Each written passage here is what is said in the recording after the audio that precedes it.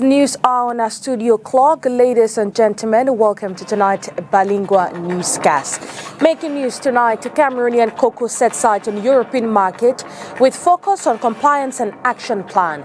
Tonight's newscast will be brought to you, or the details of this story will be brought to you by Ines Pangang and Dieudonné Nyassa.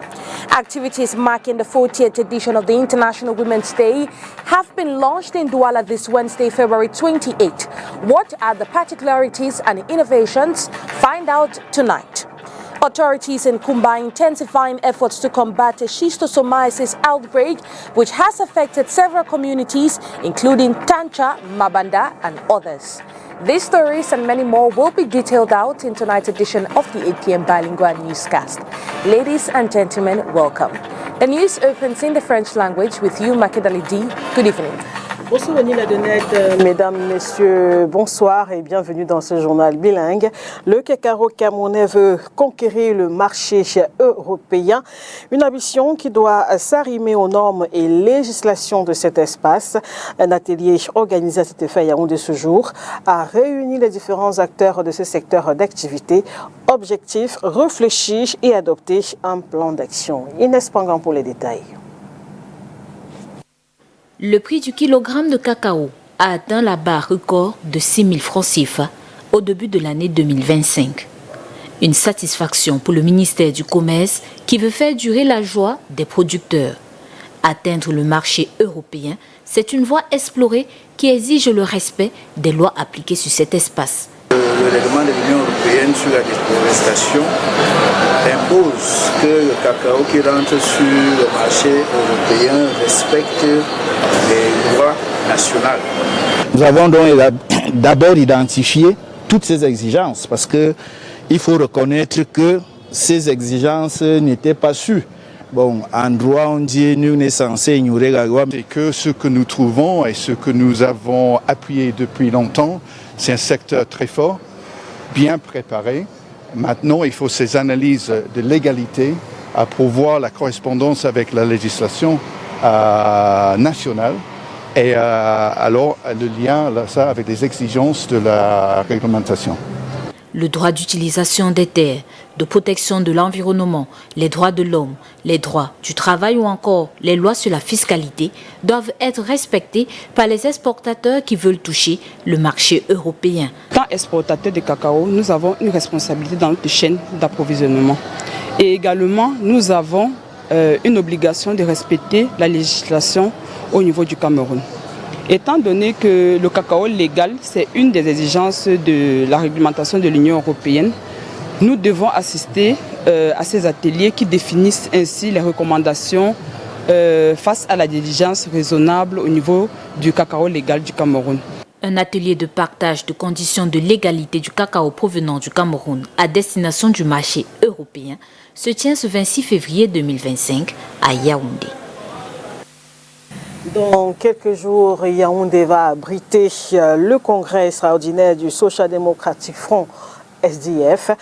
Un congrès qui intervient dans un contexte électoral avec pour principal enjeu la désignation du candidat du parti de la balance pour la prochaine élection présidentielle. Il sera également question, a-t-on appris, de repositionner le SDF sur l'échiquier politique au Cameroun. Enjeu justement de ce congrès avec vous, Olivier Bouziki à Yaoundé. Le mouvement politique national et international connaîtra enfin l'identité du candidat du Social Democratic Front à l'élection présidentielle de 2025. Ce sera à l'issue des travaux du congrès extraordinaire du parti convoqué pour le samedi 1er mars 2025, suivant les résolutions du NEC du 1er février dernier. Ce congrès sera également l'occasion pour le SDF de dévoiler son programme politique pour la présidentielle ainsi que les élections législatives et municipales de 2026. Pour le chairman du SDF, il s'agit d'un congrès capital vers une participation historique aux prochaines élections au Cameroun. Nous avons pour ambition d'avoir ce candidat le plus tôt possible. C'était une des résolutions du congrès du parti en 2023 et nous allons le respecter. Et ensuite, et à ce candidat, le parti veut bien donner une plateforme existante. Et vous voyez, c'est pour cela que c'est important de faire tout ce qu'il faut faire en amont avant d'arriver à la candidature. Une grande partie de notre travail aujourd'hui aussi, c'est de rappeler aux uns et aux autres dans le parti que ce cycle électoral comporte 4 élections. Et on ne doit pas se perdre. Et pour être présent dans les 4 élections, en fait, on a beaucoup plus de travail que ce qu'on faisait d'habitude. Parce qu'il faut être prêt pour les élections législatives, il faut être prêt pour les élections municipales et il faut être prêt pour l'élection présidentielle qui vient avant. Les travaux se dérouleront au Palais polyvalent des sports de Yaoundé. L'heure est aux accréditations et enregistrements des participants au dernier réglage. Tout doit être prêt pour faire de ce congrès l'un des plus historiques au regard des enjeux et du contexte. Le parti veut récupérer ses lettres de noblesse et se repositionner sur le plan politique. Pour ce faire, une nouvelle stratégie sera certainement adoptée pour 2025, avec pour objectif de mieux se préparer pour un résultat meilleur que celui de 2018. Joshua aussi, alors vice-président et candidat désigné du parti, avait terminé à la 4e position avec 3,35% de voix glanées derrière Paul Biya, Maurice Kamto et Kaba Libi. Ici à Douala, en présence de la représentante du gouverneur du littoral, cette région a procédé aujourd'hui au lancement des activités marquant la 40e journée internationale des droits des femmes célébrée chaque 8 mars.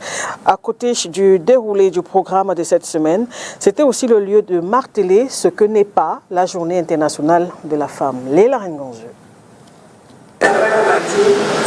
Lancement officiel des activités de la semaine marquant la 40e journée internationale de la femme dans la région du littoral. L'événement sera célébré le 8 mars prochain sous le thème « Pour toutes les femmes et filles, droits, égalité et autonomisation ». Le thème de cette année, il regroupe quand même les 30 ans de Bédine. Les 30 ans où on parle de droit, on parle d'égalité et on parle d'autonomisation. Vous êtes d'accord avec moi que si les femmes ne sont pas, il n'y a pas d'égalité de droit, il n'y a pas autonomisation, nous ne pouvons pas atteindre l'émergence tant sollicitée par notre pays. Organisée à la salle des banquets des services du gouverneur de la région du littoral, la cérémonie de ce jour a permis que soit déroulé le programme de cette semaine de la femme. On apprend ainsi qu'entre autres activités, 24 causeries éducatives seront organisées ci et là. La cérémonie de ce jour sera aussi l'occasion de marteler ce que n'est pas la journée internationale de la femme. Très chères dames, nous ne cesserons jamais de vous marteler que la journée internationale de la femme ne devrait pas être une occasion pour nous d'afficher des comportements déviants en succombant aux tentations des contre-valeurs qui nous honorent, qui ne nous honorent pas. Toutefois, il est plutôt question pour nous de mesurer les avancées majeures dans le domaine de la promotion des femmes, d'apprécier les multiples stratégies déployées par le gouvernement pour nous autonomiser et nous permettre d'accéder aux sphères de prise de décision. Nonobstant la persistance de certains boulots des femmes. Un peu plus loin, il a été rappelé aux femmes le rôle qu'elles devront jouer en cette année électorale. Les femmes sont des Amazones. Elles doivent être plus vigilantes que par le passé pour œuvrer afin que cette année si délicate se passe vraiment sans aucun heurt. Que ces femmes puissent prendre leurs responsabilités de manière à ce que la paix qui est si chère, j'ai dit tantôt à notre premier mendiant de la paix, je veux dire son Excellence M. Paul Biya, que la paix soit préservée, pour que les acquis du Cameroun soient préservés. En rappel, la Journée internationale de la femme veut contribuer à faire avancer les droits des femmes et filles, leur autonomisation et bien entendu l'égalité des sexes. Authorities in Kumba, Meme Division, Southwest region of Cameroon are intensifying efforts to combat a schistosomiasis outbreak, which has affected several communities including Tancha, Mapanda, Kosala 1 to Kosala 2 and 5, just to name a few. Well, the public is assured that the disease is treatable and plans are on the way to administer free drugs to children under 14 years to curb the epidemic. Let's get more details in this report. Authorities in Kumba, Meme Division, Southwest region of Cameroon, have initiated a concerted effort to combat the schistosomiasis epidemic. Some kind sick, they don't come off for Kumba, they make picking and piss in blood. So when we be hear that talk, I talk with the minister, and minister send me personally, say ma come with people from Yaoundé, and we can see SDO. Then we talk with SDO and give mercy for all these picking the way they are sick, and all picking the way they do for that age, where they too they figure that sick. So minister say, hey, we can represent it personally for do that particular activity. Now the beg mommy, papa, say me they leave picking them. We then take that message. Where they get free, you don't get no cost. A strategic meeting was held at the Senior Divisional Officer's office on February 26, involving local administrators to devise a comprehensive plan for containing the disease. Very important for CMD picking they don't get that sick. And the sick don't plenty now because for so many years now we know we give that medicine again. Because the people where they try for level to give that medicine, they be stopped since we fight be there for region, for Kumba especially, so nobody come. That way now they don't come because of this particular problem. SDO Chamberlain Tuondong emphasized the importance of media involvement in raising public awareness, while health districts were encouraged to disseminate critical information to schools and public spaces. The outbreak was officially announced on February 20, with reports indicating that communities such as Tancha, Ntam 1, 2 and 3, Mahole, Mabanda 1 and 2, Pompong, Sheshe, Kosala 2 and 5, and Polythene quarters were affected. Schistomyosis is transmitted through contact with contaminated water from streams and rivers, leading to symptoms like bloody urine, itchy skin, and diarrhea. The disease predominantly affects children under the age of 14. Un incendie s'est déclaré hier au niveau de la gare routière de Mokolo à Yaoundé. Pas de perte en vie humaine, mais d'importants dégâts matériels, selon le constat fait par nos reporters Inès Pangan et Thierry On. L'alerte est lancée aux premières heures de ce 25 février 2025. Des tenanciers de débit de boissons, au lieu de gare routière de Mokolo Amba à Yaoundé, reçoivent des appels téléphoniques les informant d'un incendie sur leur espace de travail. On m'a appelé vers 3 heures du matin. On m'a dit que la gare routière a pris feu et que nos bars sont brûlés, on n'en a plus rien. Il faut qu'on vienne le plus rapidement possible. C'est pour ça que je suis venue et j'ai trouvé qu'il n'y avait plus rien à récupérer. Mon mari m'appelle à 3 heures que la gare routière est en feu. Je suis venue. J'ai trouvé que tout était en l'air, en fait. Nous, on n'a plus rien. Notre vie est finie comme ça. Nous sommes comme tout, on nous voit comme ça là. Je suis quitté ici là hier à 22 heures. J'ai fermé. À 1 heure du matin, mon téléphone s'est mis à sonner. Madame me pose même la question, il y a quoi? Elle dit qu'elle ne sait pas. Quand elle prend le téléphone, on me dit que tu es où? Elle dit que je suis à la maison. Elle me dit que rends-toi vite à la gare routière a brûlé, vos box ont brûlé. Quand je suis arrivé, l'autre feu était instant. On n'avait même pas moyen de mettre le feu. On a essayé de joindre les sapeurs-pompiers. À maintes reprises, ils sont arrivés un peu tard. Le décompte des boutiques touchées par les flammes varie d'un témoignage à un autre, allant de 6 à 9, toutes en matériaux provisoires.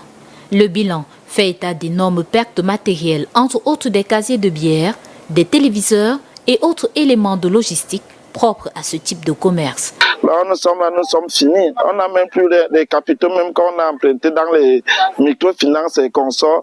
On ne sait même dans quel endroit on pourra les rembourser. Comment rembourser ces argents-là? Les bars ont pris feu, la boisson, la marchandise, tous les congélateurs. Nous ne sommes que l'ombre de nous-mêmes là où vous nous voyez là. Les casiers, le vin, la musique, tout, je n'ai rien. Tout, je n'ai rien, je suis comme je suis placée là. Je n'ai rien. Dans tous les 7 bars, il y avait les congélateurs, il y avait les frigos, la boisson qu'on a achetée hier. Nous sommes vraiment dépassés. Nous sommes dépassés. Le feu est stoppé par les efforts des sapeurs-pompiers. Les origines encore incertaines, les vigiles soupçonnent l'oubli d'une bouteille de gaz ouverte. The holy month of Ramadan is expected to begin in the days ahead. It marks a period of fasting for Muslims around the world. Who is to fast? What are the benefits of fasting? Let's get all these details in this report. fasting during this period of Ramadan is reserved for teenagers and adults only, as it not only helps strengthen their faith, but also serves as proof of their belief. Tout musulman est appelé à observer le jeûne du mois de Ramadan en vue de pouvoir Every Muslim is called upon to observe the Ramadan fast so as to confirm their Muslim status. The source of Islam is the Quran. This fasting is prescribed in the Quran. Ce jeûne est prescrit dans le Saint-Coran, dans la sourate 2, verset 183. Fulfilling these instructions through faith is a command set for faithfuls. Celui qui doit jeûner, d'abord c'est un appel que Dieu le Tout-Puissant Allah a lancé à l'endroit For those who need to fast, it's a call by Allah to faithfuls. They have to have an internal faith in God to respond to His call. Islam is not a dress war. It's total submission to God's instructions. Ce n'est pas le nom qu'on porte, ce n'est pas l'habit que nous portons, mais c'est la soumission totale aux injonctions de Dieu. Fasting is done in different seasons of the year in line with the Egyptian calendar. Pour montrer l'universalité du message divin dont est porteur le prophète Mohammed et que tous les messages In order to understand the universality of the divine message transmitted by the Prophet Muhammad, you will see that we fast in different seasons, because the Egyptian calendar used is at the time of the Prophet. Puisque le calendrier hégirien, le calendrier que nous utilisons est un calendrier qui est établi à base de l'hégire, c'est-à-dire de l'exil du prophète de la Mecque à Médine. Physical and spiritual benefits are reserved to all those who successfully complete this fast. L'actualité hors de nos frontières, Burkina Faso, 3 personnes condamnées à perpétuité pour des attaques perpétrées en 2018 contre l'état-major et l'ambassade de France. Présidentielle au Gabon, le dépôt des candidatures débute dès demain et puis conflit en République démocratique du Congo. La Grande-Bretagne suspend une partie de son aide au Rwanda. Plus d'informations dans le résumé de l'actualité africaine de ce jour avec la Voix de l'Amérique. Au Burkina Faso, 3 personnes ont été condamnées à perpétuité pour les attaques de mars 2018 contre l'état-major et l'ambassade de France. Jugés pour terrorisme, 8 accusés étaient poursuivis pour assassinat et tentative d'assassinat. Le dépôt des candidatures pour la présidentielle du 12 avril au Gabon débute ce jeudi, marquant une étape clé vers la fin de la transition. Les candidats pourront déposer leur dossier entre le 27 février et le 8 mars auprès du ministère de l'Intérieur. Les sanctions contre le Rwanda risquent de freiner les pourparlers de paix entre Kinshasa et le M23, selon le ministre rwandais James Kabarebe, lui-même sanctionné par les États-Unis. La Grande-Bretagne suspend une partie de son aide et prévoit d'autres sanctions contre Kigali. Cyril Ramaphosa alerte sur la menace de l'érosion du multilatéralisme lors d'une réunion du G20 au Cap. Pretoria s'inquiète des tensions commerciales et de l'avenir de l'AGOA face aux décisions de Donald Trump.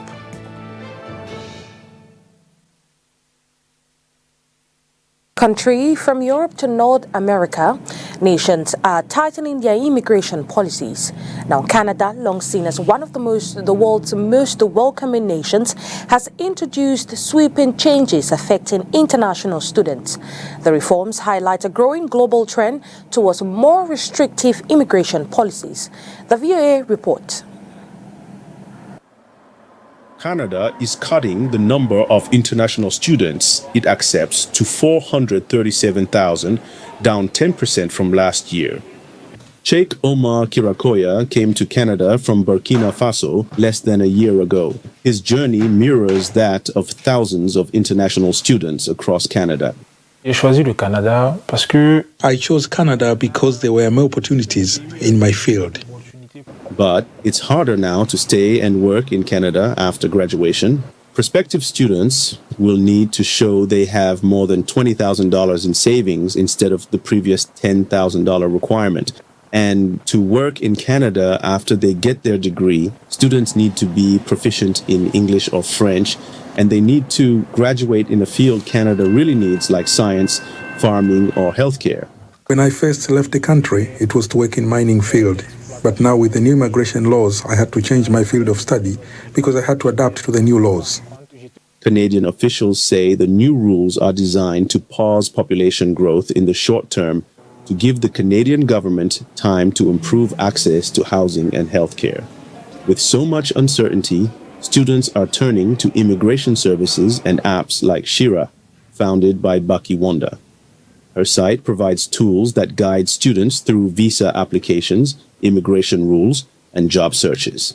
This is the time where a DIY process would not work for you because the immigration is changing per second. So you need to be strategic to be able to say, okay, what are my options? Amid the uncertainty, Kirakoya says he still believes he can contribute to both his adopted and home countries. What I plan to do after my training is to gain experience here, look for good opportunities, and after a few years, return to my country, because I want to put what I've learned here to good use in the service of my country. Wanda points out that international students contribute over $22 billion to Canada's economy every year, and she says reducing their numbers could weaken Canada's economy and access to talent.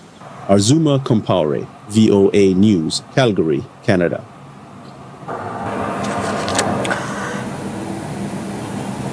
Sport, avant de refermer ce journal, on parle judo, mutualiser les forces afin de jouer un rôle important sur la scène mondiale.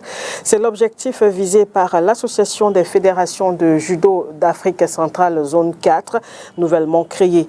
L'Assemblée constituante qui s'est récemment tenue en Afrique du Nord a porté à la tête de cette association le président de la Fédération camerounaise de judo, Maître Alain Christian Kingé, que je vous propose d'ailleurs d'écouter dans l'extrait qui va suivre.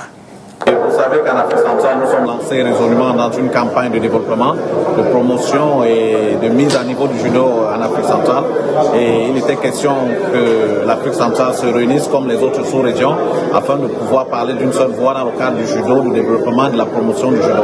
Donc nous avons mis sur pied comme ça en marge du congrès de l'Union africaine du judo, l'organisation qui s'appelle l'organisation des présidents de judo d'Afrique centrale afin comme ça de pouvoir mutualiser nos forces pour pouvoir aller de l'avant et développer le judo en Afrique centrale pour des meilleures perspectives, des meilleurs résultats. Donc c'était un premier geste, une constituante de cette organisation, de cette association des fédérations de judo d'Afrique centrale. Le but premier, c'est d'unir toutes les fédérations en Afrique centrale, fédération de judo bien sûr. Ensuite, c'est de permettre un développement harmonieux de tous les acteurs, de tous les membres de la filière judo sur le continent africain et en particulier en Afrique centrale, afin comme ça de pouvoir avoir le niveau pour pouvoir affronter les partenaires de l'autre côté, notamment les Asiatiques, les Européens, etc. Donc nous allons faire un partage d'expérience en termes de formation, en termes de compétition, en termes de participation aux activités. Donc voilà, et puis ça nous permettra aussi de faire des séances d'entraînement communes afin de mettre tous nos athlètes au même niveau. Et nous nous sommes rendus compte qu'au niveau de l'Occident, au niveau de l'Asie, qui sont des grandes nations de judo, c'est la mutualisation des forces comme ça qui permet d'aller à la haute performance. Vous savez, l'Afrique participe aux Jeux olympiques, aux Jeux africains, aux Jeux de la francophonie, etc. Et deux fois, les compétitions ne sont pas bien menées par les Africains parce que nous venons à rang dispersé. Il est question pour nous, au niveau sous-régional déjà, de s'organiser afin d'affronter le niveau régional avec plus de compétences. Et puis, nous allons comme ça permettre à nos jeunes judokas, autant pour moi, d'avoir plus de compétences, d'expérience, parce qu'ils se formeront à leurs camarades, leurs amis des autres pays, parce que la plupart du temps, certains découvrent la compétition seulement lors du haut niveau, notamment les championnats d'Afrique senior, etc. Si au niveau régional, nous commençons ces regroupements, nous commençons à former nos entraîneurs, nos arbitres et tout, je crois que nous allons avoir des lendemains meilleurs. Merci à tous les judokas d'Afrique centrale. Je sens un dynamisme qui est en train de renaître en Afrique centrale avec l'avènement de nouveaux bureaux exécutifs, notamment au Congo, au Brazzaville, au Gabon et en Guinée équatoriale, qui permet comme ça de donner une lueur d'espoir aux judokas africains. De ce journal bilingue, mesdames et messieurs, merci de votre attention. Excellente soirée sur Spectrum Télévision. Au revoir, Onila Donette. Good night to you, Makedaliji. Good night to every viewer of Spectrum Television. To have a blissful night, most definitely in the company of our programs.